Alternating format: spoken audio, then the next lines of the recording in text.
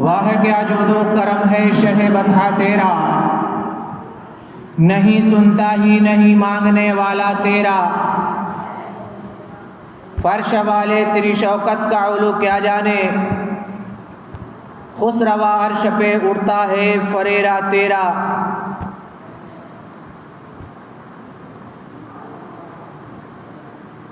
تیری نسل پاک میں ہے بچہ بچہ نور کا، تو ہے عین نور تیرا سب گھرانہ نور کا۔ عزیزان ملت اسلامیہ، یہ اشعار جو میں نے آپ کے درمیان پیش کیا ہے، یہ کلام اعلیٰ حضرت علیہ رحمت رضوان سے ہے۔ اعلیٰ حضرت علیہ رحمت رضوان کا جو کلام ہوتا، یہ کسی قرآن کی ترجمانی ہوتی، کسی احادیث کی تشریح ہوتی، اور کسی واقعے کی طرف نشاندہی ہوتی۔ اعلیٰ حضرت علیہ رحمت رضوان نے جس طریقے سے نثر میں خدمات انجام دی ہیں، مثلاً فقہ اسلامی کی عظیم انسائکلوپیڈیا فتاوی رضویہ، اور اسی کے ساتھ ساتھ قرآن کا صحیح ترجمہ کنز الایمان، یہ اعلیٰ حضرت علیہ رحمت رضوان کی زندگی پاک کا نثری جو تحفہ امت مسلمہ کے لیے ہے، صبح قیامت تک اس کا احسان چکایا نہیں جا سکتا۔ اعلیٰ حضرت علیہ رحمت رضوان نے جس طریقے سے نثر میں آپ نے خدمات انجام دی ہیں، اسی طریقے سے نظم میں بھی آپ نے خدمات انجام دی ہیں۔ ہدایت بخشش کا ہر شعر عشق رسالت میں ڈوبا ہوا تھا، ہر شعر رسول اللہ صلی اللہ تعالی علیہ وسلم کی محبت اجاگر کر رہا ہے۔ اعلیٰ حضرت علیہ رحمت رضوان کبھی حضور صلی اللہ تعالی علیہ وسلم کی سخاوت اور اخلاق کی طرف اشارہ کرتے ہوئے ارشاد فرماتے ہیں، واہ کیا جود و کرم ہے شہ بتا تیرا، نہیں سنتا ہی نہیں مانگنے والا تیرا۔ اور عظمت رسول کیا چیز ہوتی ہے، اعلیٰ حضرت اس کی طرف بھی اشارہ فرما رہے ہیں، فرش والے تیری شوکت کا علو کیا جانے، فرش والے تیری شوکت کا علو کیا جانے، خسروا عرش پہ اڑتا ہے فریرا تیرا، خسروا عرش پہ اڑتا ہے فریرا تیرا۔ اور کبھی میرے آقا کریم صلی اللہ تعالی علیہ وسلم کے بے مثل اور بے مثال ہونے کے لیے اور اسے ثابت کرنے کے لیے کبھی یہ ارشاد فرماتے ہیں، لم یات نظیرو کفی نظرم مثلے نہ تو شد پیدا جانا۔ اور کبھی اعلیٰ حضرت علیہ رحمت رضوان آقا کریم صلی اللہ تعالی علیہ وسلم کے اوصاف کو بیان کرتے ہوئے ارشاد فرماتے ہیں، تمہیں حاکم برایا، تمہیں دافع بلایا، تمہیں حاکم برایا، تمہیں قاسم عطایا، تمہیں دافع بلایا، تمہیں شافع خطایا، کوئی تم سا کون آیا، تجھے حمد ہے خدایا، تجھے حمد ہے خدایا۔ ہدایت بخشش کا ہر شعر آپ دیکھ لیجئے، اعلیٰ حضرت علیہ رحمت رضوان نے عشق رسالت میں ڈوب کر کہا ہے، اور ہمیں یہ پیغام دیتا ہے۔ اعلیٰ حضرت علیہ رحمت رضوان کی پوری زندگی ہمارے لیے درس عمل ہے، پوری زندگی ہمارے لیے نمونہ عمل ہے۔ جن قربانیوں کو انہوں نے پیش کیا ہے، ان قربانیوں کو اگر ہم 1% اگر ہم اس پر عمل کر لیں تو آج ہماری زندگی کامیاب ہو جائے گی، ہم اپنے زمانے میں کامیاب ہو جائیں گے۔ شرط یہ ہے کہ اعلیٰ حضرت علیہ رحمت رضوان نے جو مشن چھوڑا ہے، جو انہوں نے پیغام چھوڑا ہے، اس مشن اور اس پیغام پر عمل کرنے کی ضرورت ہے اور کام کرنے کی ضرورت ہے۔ اور عزیزان ملت اسلامیہ، اعلیٰ حضرت علیہ رحمت رضوان کی زندگی پاک کے چند گوشے میں آپ کے سامنے رکھ رہا ہوں۔ میں نے گزشتہ کئی جمعہ میں آپ کے سامنے اعلیٰ حضرت علیہ رحمت رضوان کی سیرت پاک اور آپ کی زندگی پاک کے تعلق سے کچھ عرض کر چکا ہوں۔ اعلیٰ حضرت علیہ رحمت رضوان کی زندگی کا ایک عظیم مقصد تھا رسول اللہ کی سنت پر عمل کرنا۔ رسول اللہ صلی اللہ تعالی علیہ وسلم کی سنت پر عمل کر کے آقا کریم صلی اللہ تعالی علیہ وسلم کی اتباع فرمانا۔ عزیزان ملت اسلامیہ، آقا کریم صلی اللہ تعالی علیہ وسلم جب کسی چیز کو عطا فرماتے تو دائنے ہاتھ سے دیتے۔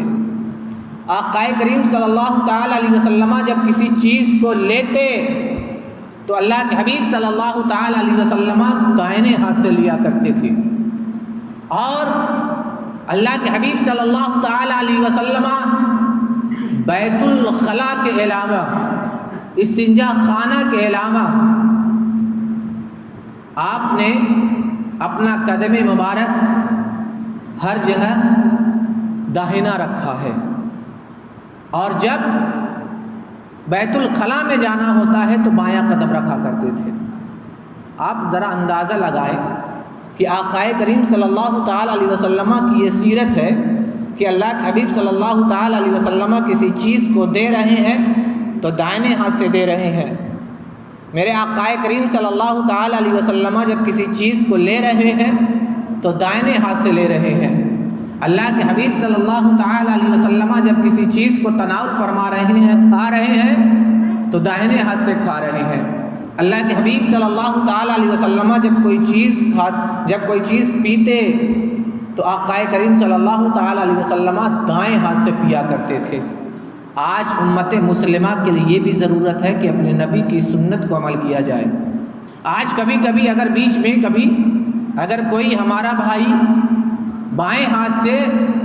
چائے کا گلاس لے لیتا ہے، چائے کا کپ لے لیتا ہے، اور اس سے کہا جائے کہ بھائی ذرا دائنے ہاتھ سے آپ چائے پیجئے، تو جانتے ہیں وہ کیا کہتا ہے؟ وہ اصل میں دائنا ہاتھ تھوڑا سا دقت کر رہا تھا، اس لیے میں نے بائیں ہاتھ سے پکڑ لیا، ہاں ابھی دائنے ہاتھ سے پی لیتا ہوں۔ وہ اپنی ندامت اور اپنی شرمندگی کو مٹانے کے لیے اور اپنے بچاؤ کے لیے ایسا کہتا ہے۔ حالانکہ سوچنا چاہیے کہ اللہ کے حبیب صلی اللہ تعالی علیہ وسلم کا یہ عمل مبارک رہا ہے کہ جب اللہ کے حبیب صلی اللہ تعالی علیہ وسلم کسی چیز کو دیا کرتے دائنے ہاتھ سے دیا کرتے تھے، جب کسی چیز کو لیا کرتے تھے تو دائنے ہاتھ سے لیا کرتے تھے۔ آقا کریم صلی اللہ تعالی علیہ وسلم جب کھانا کھاتے تھے دائنے ہاتھ سے کھایا کرتے تھے، جب پانی پیتے تھے یا کوئی مشروب پیتے تھے تو اللہ کے حبیب صلی اللہ تعالی علیہ وسلم دائنے ہاتھ سے پیا کرتے تھے۔ اب ذرا رسول اللہ صلی اللہ تعالی علیہ وسلم کی اس سنت کے مطابق ہم اعلیٰ حضرت علیہ رحمت رضوان کی زندگی پاک کا مطالعہ کرتے ہیں اور آپ کی سیرت پاک کو دیکھتے ہیں تو ہمیں یہ بخوبی اندازہ ہو جاتا ہے کہ اعلیٰ حضرت علیہ رحمت رضوان آقا کریم صلی اللہ تعالی علیہ وسلم کی سنت پر بھی عمل کر رہے ہیں۔ اگر کسی چیز کو دے رہے ہیں تو دائنے ہاتھ سے دے رہے ہیں، کسی چیز کو لے رہے ہیں تو دائنے ہاتھ سے لے رہے ہیں۔ اور جب اعلیٰ حضرت علیہ رحمت و رضوان کا معاملہ یہ ہے کہ جب آپ کسی چیز کو تناول فرماتے تھے، جب آپ کسی چیز کو کھایا کرتے تو دائنے ہاتھ سے کھایا کرتے، جب اعلیٰ حضرت علیہ رحمت رضوان کسی چیز کو پیا کرتے دائنے ہاتھ سے پیا کرتے تھے، جب وہ کسی چیز کو لکھا کرتے تھے دائنے ہاتھ سے لکھا کرتے تھے، اور جب کسی چیز کو لکھنے کی شروعات کیا کرتے تھے دائنے ہاتھ سے شروعات کرتے تھے۔ اللہ اکبر مسلمان ہو، اعلیٰ حضرت علیہ رحمت رضوان کی زندگی پاک کا یہ بھی واقعہ ملتا ہے کہ اگر آپ کسی آدمی کو جب اپنے دائنے ہاتھ سے کوئی سامان دیا کرتے تھے اور وہ لینے کے لیے بایاں ہاتھ بڑھایا کرتا تھا تو اعلیٰ حضرت علیہ رحمت رضوان اپنے ہاتھ کو کھینچ لیا کرتے تھے اور آپ ارشاد فرمایا کرتے کہ بائیں ہاتھ سے لینا یہ شیطان کا کام ہے۔ اس لیے اعلیٰ حضرت علیہ رحمت رضوان جب تک کہ وہ دائنا ہاتھ نہیں بڑھاتا تھا اسے چیز نہیں دیا کرتے تھے۔ اور عزیزان ملت اسلامیہ، آج قلم و کرتاس کی باتیں چلتی ہے، آج تعلیم و تعلم کی باتیں چلتی ہیں، آج درس و تدریس کی باتیں چلتی ہیں، مکاتب میں بھی پڑھایا جاتا ہے، مدارس میں بھی پڑھایا جاتا ہے، اسکول و کالج میں بھی پڑھایا جاتا ہے، یونیورسٹیوں میں بھی پڑھایا جاتا ہے۔ لیکن میں آپ کو بتاتا ہوا چلو کہ اعلیٰ حضرت علیہ رحمت رضوان جب بسم اللہ الرحمن الرحیم کو لکھا کرتے تھے تو آپ پہلے اس کی جو عدد ہوا کرتی ہے 786، بسم اللہ الرحمن الرحیم کی جو عدد ہے یہ 786 نکلتی ہے۔ اور جب اسے لکھا کرتے تھے تو عام طور سے جو لوگ لکھتے ہیں پہلے 7 لکھتے ہیں، پھر اس کے بعد 8 لکھتے ہیں، اس کے بعد 6 لکھتے ہیں، لیکن اعلیٰ حضرت علیہ رحمت رضوان پہلے 6 لکھا کرتے تھے، پھر اس کے بعد 8 لکھا کرتے تھے، پھر اس کے بعد ساتھ لکھا کرتے تھے، اس لیے کہ شروع تو دائیں سے ہو رہا ہے اور بائیں سے۔ اعلیٰ حضرت علیہ رحمت رضوان کبھی نہیں لکھا کرتے تھے۔ یہ آپ ذرا اندازہ لگائیے، یہ ان کی سیرت ہے کہ لکھنے میں بھی، پکڑنے میں بھی، دینے میں بھی، کھانے میں بھی، پینے میں بھی۔ آپ کی زندگی پاک کو جب ہم دیکھتے ہیں تو مسجد میں داخل ہونے کے وقت، مسجد کے دروازے سے داخل ہونے کے وقت، مسجد کے صحن میں داخل ہونے کے وقت، داخل مسجد ہونے کے وقت، ممبر پر جانے کے وقت اور مصلی پر جانے کے وقت اعلیٰ حضرت علیہ رحمت رضوان ہمیشہ تقدیم قدم فرمایا کرتے تھے، یعنی پہلے آپ دائنا قدم رکھا کرتے تھے، اس کے بعد بایاں قدم پڑھا کرتا تھا۔ اللہ اکبر مسلمانوں، اعلیٰ حضرت علیہ رحمت رضوان کی زندگی پاک کا ایک واقعہ میں آپ کے سامنے پیش کر دیتا ہوں کہ آپ کا اخلاق کتنا عظیم تھا، آپ کتنے دلدار تھے، اور آقا کریم صلی اللہ تعالی علیہ وسلم جس طریقے سے بچوں پر شفقتیں کیا کرتے تھے، بچوں سے محبتیں کیا کرتے تھے، اور جب آقا کریم صلی اللہ تعالی علیہ وسلم کو بچے دیکھا کرتے تھے تو اللہ کے حبیب صلی اللہ تعالی علیہ وسلم کی بارگاہ میں آ جایا کرتے تھے، اور رسول اللہ صلی اللہ تعالی علیہ وسلم کا چہرہ دیکھ کر کے، آقا کریم صلی اللہ تعالی علیہ وسلم کی زیارت کر کے بچے خوش ہو جایا کرتے تھے، اور آقا کریم صلی اللہ تعالی علیہ وسلم بچوں سے بڑا پیار کرتے تھے، ان پر شفقت کا مظاہرہ فرماتے، ان پر شفقت کیا کرتے تھے۔ اللہ اکبر مسلمانوں، اعلیٰ حضرت علیہ رحمت رضوان کا ایک واقعہ میں آپ کو سناتا ہوں کہ ایک نوعمر لڑکا ہے، ایک کم سن لڑکا ہے، اعلیٰ حضرت علیہ رحمت رضوان کی بارگاہ میں آتا ہے، اعلیٰ حضرت علیہ رحمت رضوان کی بارگاہ میں آتا ہے، اور آنے کے بعد نہایت ہی سادگی سے اور بغیر ڈر کے، بغیر خوف کے، بلا جھجک اعلیٰ حضرت علیہ رحمت رضوان سے کہتا ہے کہ حضرت کل ہمارے وہاں صبح میں آپ کی دعوت ہے، ہماری امی نے کہا ہے جاؤ اور جا کر کے کہنا کہ کل صبح میں ہمارے وہاں دعوت ہے۔ اعلیٰ حضرت علیہ رحمت رضوان نے اس بچے سے شفقت اور محبت اور پیار بھرے لہجے میں کہا کہ بیٹا کیا کھلاؤ گے؟ تو بچے نے اپنے دامن کو دونوں ہاتھوں سے پکڑ رکھا تھا، اس بچے نے کہا کہ اس میرے دامن میں ماش کی دال ہے اور اس میں چند مرچیں ہیں، اور اس نے دکھایا اسی سے ہم آپ کی دعوت کریں گے۔ اعلیٰ حضرت علیہ رحمت رضوان نے فرمایا بیٹا تمہاری دعوت قبول ہے، کم سین ہے، نوعمر لڑکا ہے، اور آنے کے بعد دعوت دے رہا ہے۔ اعلیٰ حضرت علیہ رحمت رضوان اسے قبول فرما رہے ہیں، اور آپ کے خادم جن کا نام حاجی کفایت اللہ تھا ان سے فرماتے ہیں کہ بچے کا مکان نوٹ کر لیجئے، بچے سے اس کا گھر معلوم کر لیجئے، پتہ کر لیجئے کہاں پہنچنا ہے، کہاں جانا ہے۔ اور جب اس بچے نے بتایا، حاجی کفایت اللہ صاحب نے اسے نوٹ کر لیا، اس کو پتہ کر لیا، معلوم کر لیا، بچہ چلا گیا۔ اگلا دن جب اعلیٰ حضرت علیہ رحمت رضوان اپنے کاشانہ اقدس سے باہر آتے ہیں، اپنے مکان سے باہر تشریف لاتے ہیں تو تیار ہو کر کے آتے ہیں، ہاتھ میں عصا مبارک ہے۔ اعلیٰ حضرت علیہ رحمت رضوان نے حاجی کفایت اللہ سے کہا کہ چلنا ہے،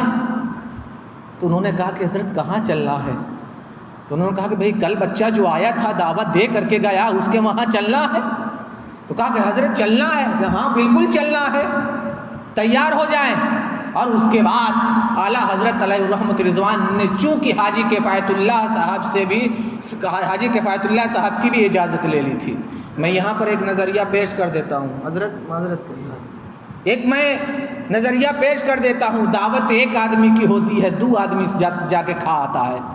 گھٹے گا کھانا نہیں تو کیا ہوگا بھائی؟ دعوت ایک آدمی کی ہوتی ہے۔ مثال کے طور پر اگر دعوت باپ کی ہے، اگر بیٹا 6 سال کا ہے تو وہ بھی انگلیاں پکڑ کے چلا جاتا ہے، اور باپ شوق سے لے کے جاتا ہے، ماں شوق سے بھیجتی ہے کہ ٹھیک ہے جا ابا کے ساتھ تو بھی کھا آ۔ کیا یہ طریقہ ہے کھانے کا؟ دعوت تو باپ کی ملی تھی، بیٹے کی تو نہیں ملی تھی، تو پھر بیٹا ساتھ کیوں جا رہا ہے؟ بیٹی کی تو نہیں ملی تھی، پھر بیٹی بہن کے ساتھ کیوں جا رہی ہے؟ بیٹی ماں کے ساتھ کیوں جا رہی ہے؟ ایک آدمی کی اگر دعوت ملی ہے تو دعوت ایک ہی آدمی کھانے جائے گا، 2 آدمی نہیں جائے گا۔ جتنے آدمی کی دعوت ہے اتنے ہی جائے گا، یا تو پھر پہلے ہی منظوری لے لی جائے کہ میں اکیلا اور تنہا نہیں جا پاؤں گا، میرے ساتھ 1-2 آدمی ضرور ہوں گے۔ یہ منظوری لے لے چل جائے گا کیونکہ آپ نے اجازت لے لی ہے۔ اب صاحب خانہ جو دعوت کا انتظام کرتا ہے وہ آدمیوں کو پہلے جوڑ لیتا ہے، گن لیتا ہے، اس کے بعد دعوت کا اہتمام کرتا ہے، اتنا ہی کھانا بنواتا ہے۔ اس میں بھی وہ 50-100 آدمی کا زیادہ بنواتا ہے، اس لیے وہ جانتا ہے کہ 1-2 تو زائد نکل ہی آئیں گے، کہیں ہماری عزت دھری کی دھری نہ رہ جائے، کہیں ہماری عزت مٹیا میل نہ ہو جائے، یہ سوچ کر کے وہ 50-100 آدمیوں کا کھانا بڑھوا دیتا ہے۔ لیکن قربان جاؤ، اعلیٰ حضرت علیہ الرحمت رضوان کی زندگی پاک دیکھیے، آج ان کی بارگاہ میں ہم خراج عقیدت پیش کر رہے ہیں، ان کی سیرت کو اپنانا ہے۔ مسلک اعلیٰ حضرت کا مقصد یہی ہے، اور مسلک اعلیٰ حضرت پر قائم رہنے کا مطلب یہی ہے کہ اعلیٰ حضرت نے جو کارہائے نمایاں انجام دیا ہے، رسول اللہ صلی اللہ تعالی علیہ وسلم کی جن سنتوں پر عمل انہوں نے کیا ہے، اور رسول اللہ صلی اللہ تعالی علیہ وسلم کی جو سنتیں ہیں اس پر چل کر کے زندگی گزارا جائے، یہی اصل میں مسلک اعلیٰ حضرت ہے۔ عزیزان ملت اسلامیہ، اعلیٰ حضرت علیہ الرحمت رضوان نے اس کم سن بچے سے حاجی کفایت اللہ کے ساتھ آنے کی اجازت لے لی تھی، اس لیے جب اگلے دن اعلیٰ حضرت علیہ الرحمت رضوان وہاں سے نکلتے ہیں تو آپ حاجی کفایت اللہ صاحب کو ساتھ میں لے لیتے ہیں اور اسے کم سن بچے کے وہاں جاتے ہیں، اور جب وہاں جاتے ہیں تو بچہ دروازے پر کھڑا ہے، اعلیٰ حضرت علیہ الرحمت رضوان کا انتظار کر رہا ہے، جیسے ہی دیکھتا ہے بھاگتا ہوا دوڑتا ہوا خوشی کے ساتھ مچلتا ہوا اندر جاتا ہے، اور جانے کے بعد کہتا ہے بڑے مولانا صاحب آ گئے، مولانا صاحب آ گئے، اور اس کے بعد